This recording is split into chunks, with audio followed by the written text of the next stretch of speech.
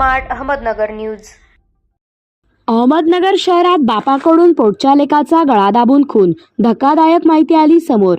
घरगुती वादातून बापाने स्वतःच्या पोटच्या मुलाचा गळा दाबून खून केला। विहिरीत धाकट्या मुलाच्या मदतीने त्याचा मृतदेह दगड बांधून बुरुडगाव रस्त्यावरील एकडे मळ्यात एका विहिरीत टाकल्याचा धक्कादायक प्रकार शुक्रवार दिनांक 31 मे रोजी समोर आलाय।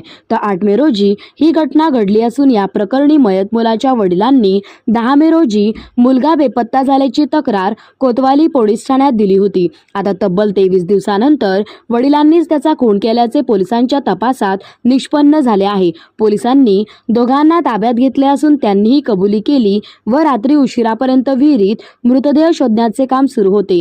गणेश अशोक एकाडे, वय वर्ष 31, राहणार एकाडे मळा असे मयताचे नाव आहे। कोतवाली पोलिसांनी त्याचा बाप अशोक लक्ष्मण एकाडे आणि त्याचा भाऊ दिनेश अशोक एकाडे या दोघांना ताब्यात घेतले आहे। अशोक एकाडे याने 10 मे रोजी कोतवाली पोलीस ठाण्यात येऊन मुलगा गणेश बेपत्ता झाल्याची तक्रार नोंदवली होती। पोलीस कॉन्स्टेबल डाके आणि वाघमारे यांचा तपास करत होते। तपासानंतर तक्रारदारा करून प्रत्येक वेळी दिल्या जाणाऱ्या वेगवेगळ्या माहितीमुळे पोलिसांचा अशोकवर संशय बळावला।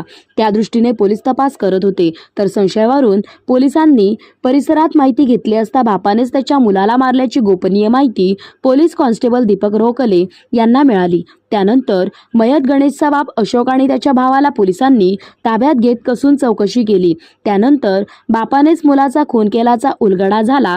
8 मे रोजी घराच्या गच्चीवर त्याचा खून केला आणि तात्या बापाच्या मदतीने त्याचा मृतदेह विहिरीत नेऊन टाकल्याचे तपासात समोर आले। मयत गणेश आणि त्याच्या वडिलांचे कायम वाद होत होते, त्यातून हा प्रकार घडल्याचे पोलिसांनी सांगितले। उपसंपादक शुभदा भिंगार दिवे, bureau report, smart Ahmednagar news.